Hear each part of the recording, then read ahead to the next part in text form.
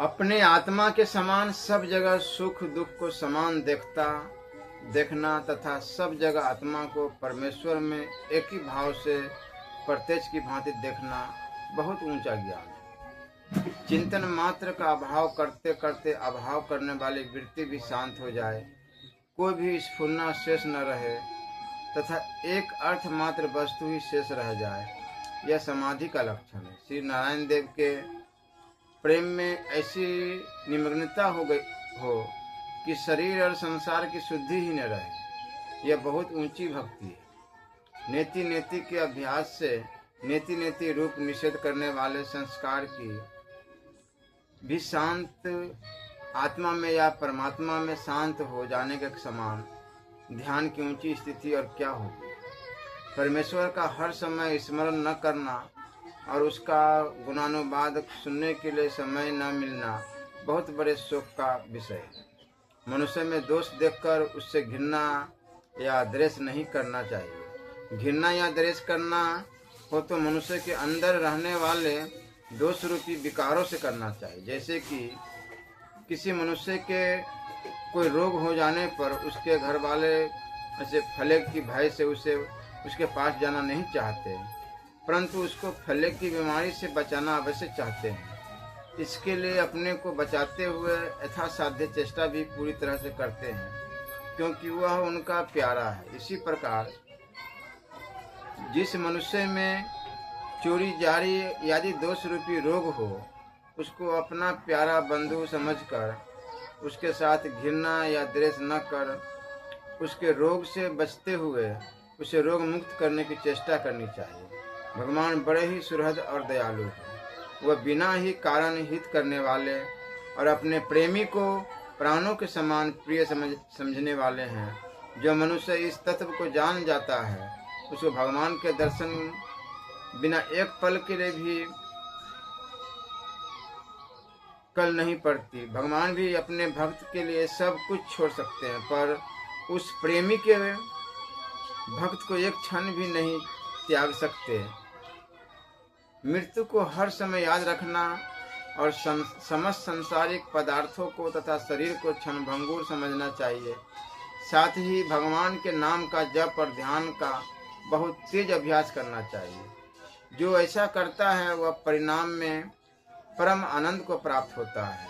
मनुष्य जन्म सिर्फ पेट भरने के लिए ही नहीं मिला है। कीट पतंग, कुत्ते, सुअर और गधे भी पेट भरने के लिए चेष्टा करते रहते हैं। यदि उन्हीं की भांति जन्म बिताया तो मनुष्य जीवन व्यर्थ है। जिनकी शरीर और संसार अर्थात क्षण भंगुर नाशवान जड़ वर्ग में रसता नहीं है, वही जीवन मुक्त है। उन्हीं का मनुष्य जन्म सफल है। जो समय भगवत भजन के बिना जाता है वह व्यर्थ जाता है। जो मनुष्य समय की कीमत समझता है वह एक क्षण भी व्यर्थ नहीं खो सकता। भजन से अंतकरण की शुद्धि होती है, तब शरीर और संसार में वासना और आसक्ति दूर होती है। इसके बाद संसार की सत्ता मिट जाती है, एक परमात्मा सत्ता ही रह जाती है। संसार स्वप्नवत है, मृग तृष्णा के जल के समान है। इस प्रकार समझकर उसमें आसक्ति के अभाव का नाम वैराग्य। वैराग्य के बिना संसार से मन नहीं हटता और इससे मन हटे बिना उसका परमात्मा में लगना बहुत ही कठिन है। अतएव संसार की स्थिति पर विचार कर इसके असली स्वरूप को समझना और वैराग्य को बढ़ाना चाहिए। भगवान हर जगह हाजिर है, परंतु अपनी माया से छिपे हुए हैं।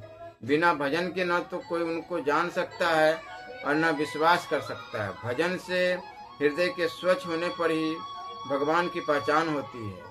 भगवान प्रत्यक्ष है, परंतु लोग उन्हें माया के पर्दे के कारण देख नहीं पाते। शरीर से प्रेम हटाना चाहिए। एक दिन तो इस शरीर को छोड़ना ही पड़ेगा, फिर इसमें प्रेम करके मोह में पड़ना कोई बुद्धिमानी नहीं है। समय बीत रहा है, बीता हुआ समय फिर नहीं मिलता। इससे एक क्षण भी व्यर्थ न गवाकर शरीर तथा शरीर के भोगों से प्रेम हटाकर परमेश्वर में प्रेम करना चाहिए। जब निरंतर भजन होने लगेगा तब आप ही निरंतर ध्यान होगा। भजन ध्यान का आधार है, अतः भजन को खूब बढ़ाना चाहिए। भजन के सिवा संसार में उद्धार का और कोई सरल उपाय नहीं है। भजन को बहुत ही कीमती चीज समझना चाहिए। जब तक मनुष्य भजन को बहुत दामी नहीं समझता, तब तक मनुष्य भजन को बहुत दामी तब तक निरंतर भजन होना कठिन है। रुपए, भोग, शरीर और जो कुछ भी है, भगवान का भजन इन सभी से अत्यंत उत्तम है। यह ढूंढ धारणा होने से ही निरंतर भजन हो सकता है। एक सज्जन ने कुछ उपयोगी प्रश्न किए हैं। सच्चा वैराग्य किस प्रकार हो? संसार के संपूर्ण पदार्थ क्षण भंगुर और नाशवान होने के कारण दुखप्रद और अनित्य है। इस रहस्य को सच्चे वैराग्यवान पुरुष के संग से समझने पर सच्चा वैराग्य हो सकता है। तो यहाँ प्रश्न उठता है कि ईश्वर प्राप्ति पुरुषार्थ और भगवत कृपा द्वारा होती है, वह पुरुषार्थ किस प्रकार किया जाए और भगवत कृपा किस तरह समझी जाए? तो उत्तर सुनिए। सर्वव्यापी विज्ञानंद घन भगवान की सब प्रकार से शरण होना ही असली पुरुषार्थ है। अतः भगवान की शरण होने के लिए वैराग्य युक्त चित्त से तत्पर होना चाहिए।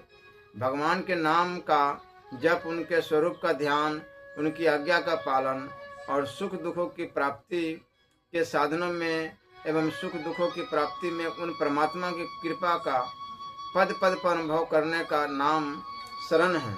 और उनकी शरण होने से ही उनकी कृपा का रहस्य समझ में आ सकता है। ईश्वर के दर्शन और प्राप्ति का सहज उपाय क्या है? अनन्य भक्ति ही सहज उपाय है। भगवान ने कहा है कि हे श्रेष्ठ तप वाले अर्जुन, अनन्य भक्ति के द्वारा तो मैं इस प्रकार प्रत्यक्ष देखा जा सकता हूँ, तत्व से जाना जा सकता हूँ तथा एक ही भाव से प्राप्त भी किया जा सकता हूँ। अनन्य भक्ति का स्वरूप यह है कि हे अर्जुन, जो पुरुष केवल मेरे लिए ही कर्म करता है, मेरे परायण है, मेरा भक्त है, आसक्ति से रहित है और संपूर्ण प्राणियों में वैर भाव से रहित है, वह अनन्य भक्ति वाला पुरुष मुझको ही प्राप्त होता है। सर्वव्यापी विज्ञानंद घन परमात्मा के स्वरूप की प्राप्ति तो ज्ञान योग द्वारा भी हो सकती है, परंतु सगुण रूप के साक्षात दर्शन केवल ईश्वर की अनन्य भक्ति से ही होते हैं। अनन्य भक्ति और अनन्य शरण वस्तुत एक ही है, परंतु व्याख्या करते समय भगवान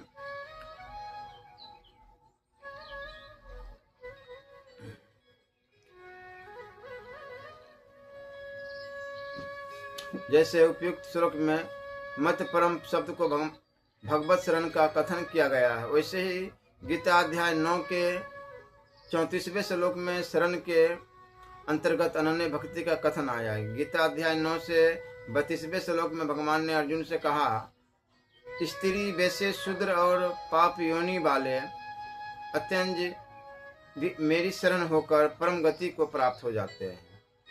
इस उपदेश के बाद आगे चलकर भगवान ने 34वें श्लोक में शरण का स्वरूप इस प्रकार बतलाया, मुझ में मन वाला हो, मेरा भक्त हो, मेरा पूजन करने वाला हो, मुझे प्रणाम कर इस प्रकार मेरे शरण हुआ, आत्मा को मुझ में एक ही भाव करके मुझको ही प्राप्त होगा।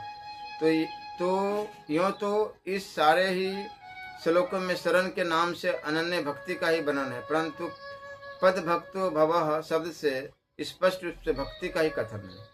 मनुष्य ईश्वर की जरूरत क्यों नहीं समझता और उस जरूरत के समझने का उपाय क्या है? ईश्वर के स्वरूप, रहस्य, स्वभाव, गुण, प्रभाव व तत्व को न जानने के कारण ही ईश्वर की जरूरत मनुष्य की समझ में नहीं आती। इस अज्ञान के नाश होते ही जरूरत समझ में आ जाती है। ईश्वर के उपयुक्त स्वरूपादि को यथावत जानने वाले पुरुषों के संग से ही अज्ञान का नाश हो सकता है। उमा राम स्वभाव जेहि जाना, ताहि भजनु तजी भाव न आना। भगवान का ऐसा कौन सा स्वभाव है जिसके जान लेने पर भजन किए बिना न रहा जाए? उत्तर सुनिए। भगवान पुरुषोत्तम बिना ही कारण सब पर दया और प्रेम करने वाले परम सुहृद है, शरणागत बंसल है एवं दीन बंधु है। इत्यादि अनेकों गुणों से युक्त उनके स्वभाव को तत्व से जान लेने पर मनुष्य उनका भजन किए बिना नहीं रह सकता।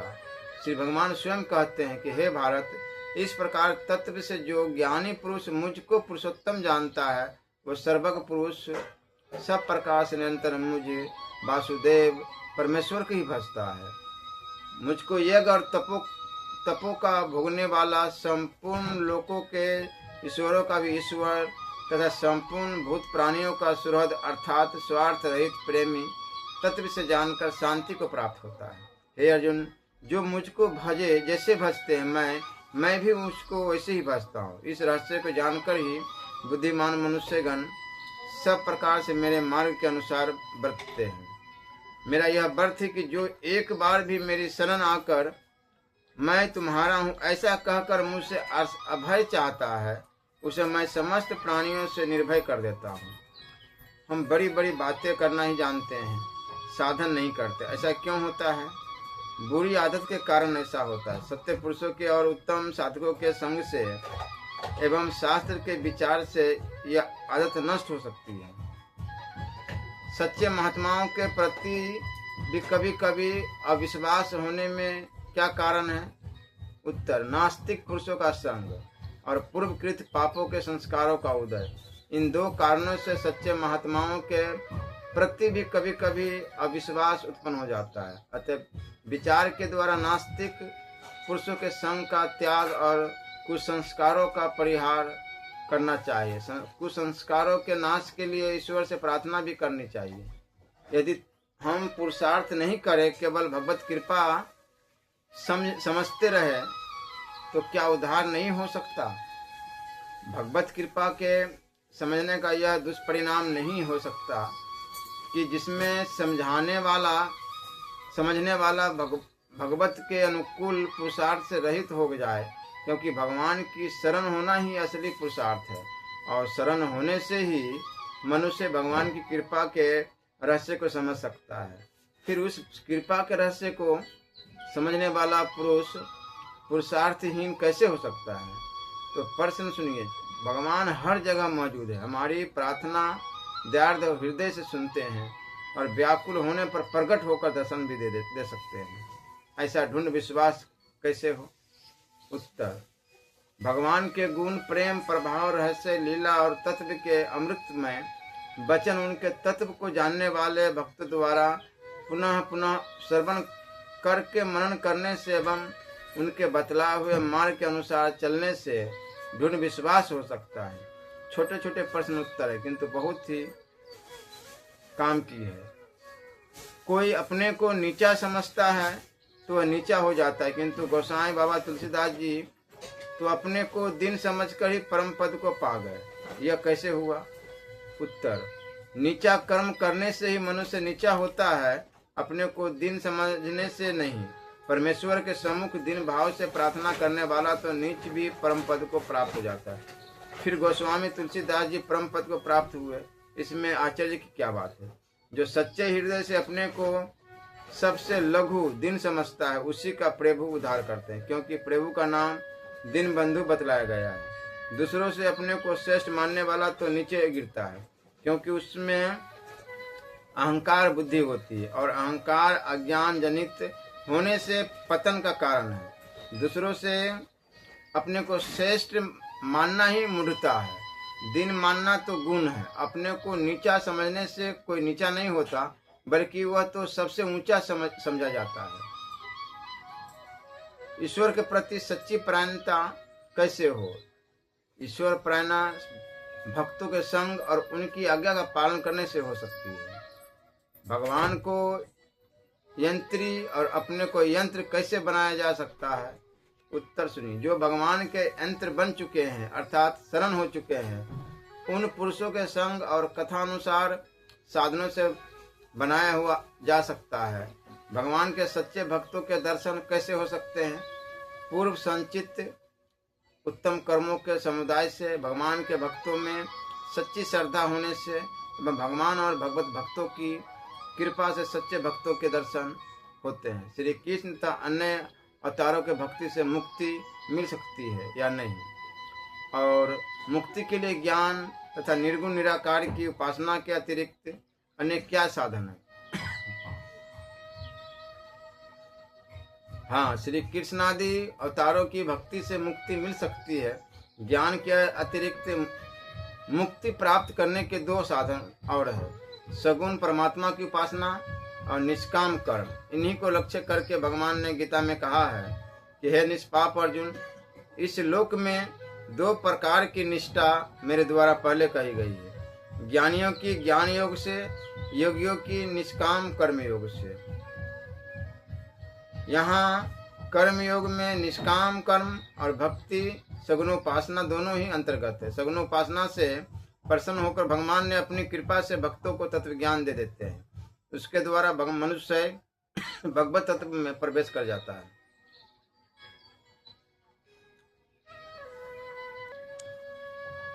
उन निरंतर मेरे ध्यान में लगे हुए और प्रेम पूर्वक भजने वाले भक्तों को मैं वह तत्व ज्ञान रूप योग दे देता हूँ कि जिससे वो मेरे को ही प्राप्त होते हैं।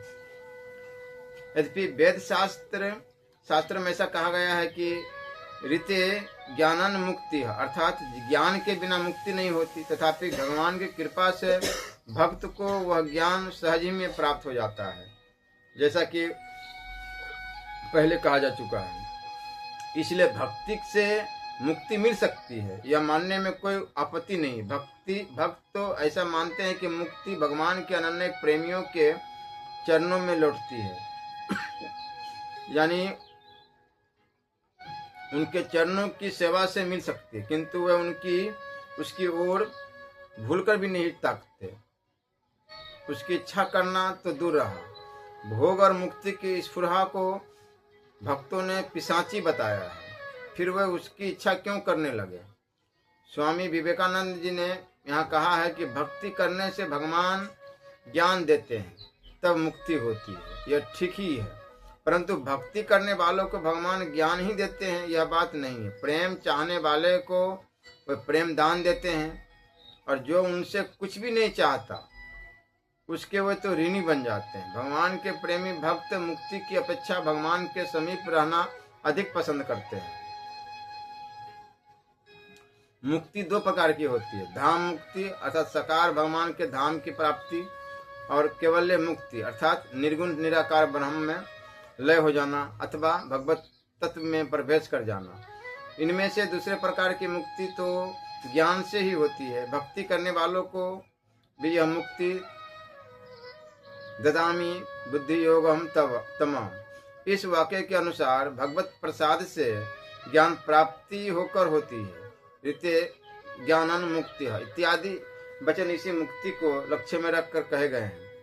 पहली अर्थात धाम मुक्ति, जिसके सालोक्य, सामीप्य, सारूप्य और सायुज्य, इस प्रकार चार भेद शास्त्रों में कहे गए हैं। यह भेदभाव की मुक्ति प्रेमा भक्ति से ही मिलती है, ज्ञान अर्थात अभेदोपासना से नहीं मिलती। अभेदोपासना से ब्रह्म में लय हो जाने वाली मुक्ति ही मिलती है। भेद रूप से भगवान की भक्ति करने वाला यदि चाहे तो उसे भगवान की कृपा से केवल मुक्ति भी मिल सकती है, किंतु अभेदोपासना करने वाले को धाम मुक्ति नहीं मिल सकती। यही भक्ति की विशेषता है।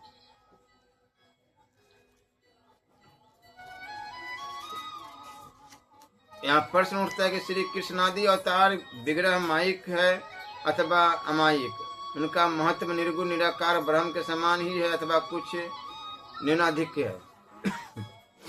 उत्तर, भगवान के अवतार विग्रह माया के दिव्य स्वरूप से प्रकट होने के कारण माइक होने पर भी अमायिक ही है। इसलिए उस माया को योग माया अथवा भगवान की लीला इत्यादि नामों से निर्दिष्ट किया गया है।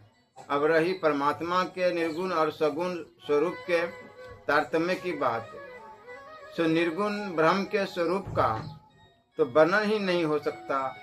वह तो मन, वाणी और बुद्धि से अगोचर अनिवर्चनीय है। जो कुछ वर्णन होता है वह सगुण परमात्मा का ही होता है। सगुण ब्रह्म के दो भेद है, साकार और निराकार। प्रभु के जितने भी विशेषण पाए जाते हैं सभी उनके आभूषण रूप है, सभी उनके स्वरूप को सजाने वाले हैं। उनकी ओर जीव को आकर्षण करने वाले हैं। यद्यपि वास्तव में उनके स्वरूप का वर्णन हो ही नहीं सकता, फिर भी जो कुछ किया जाता है सभी कल्याणकारक है। इसलिए प्रभु के निराकार और साकार दोनों ही विशेषण अतिशय महत्व वाले हैं। जिसको छोटा और किसको बड़ा कहा जाए, दोनों ही विशेषणों से विशिष्ट जो धर्मी है वह एक है। आवश्यकता अनुसार नट की भांति अपनी माया योग माया से स्वरूप बदलता रहता है। प्रधान वस्तु धर्मी है और वह एक ही है।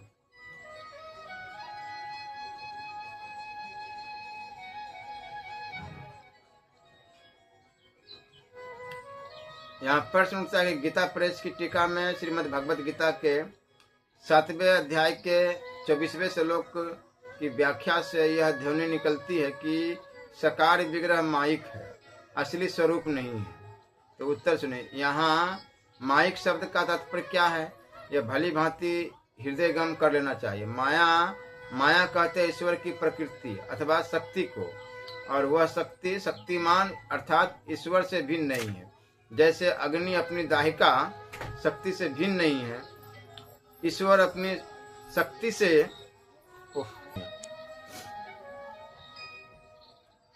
शक्ति से ही अंतर्हित हो जाते हैं अर्थात छिप जाते हैं। यही उनकी लीला और वह अत्यंत रहस्यमय है। यही भगवान की ज्ञान में विशुद्ध दिव्य माया है और वह अलौकिक है। इसलिए भगवान की लीला से अभिभूत हुए साकार विग्रह को नकली नहीं मानना चाहिए।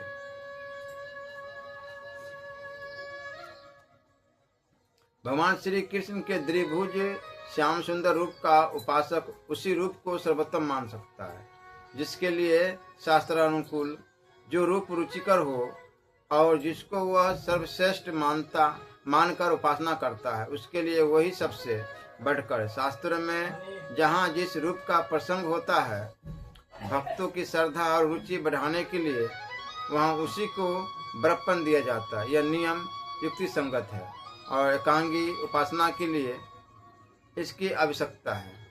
भगवान चतुर्भुज रूप दिखने के लिए दिव्य चक्षु की आवश्यकता है।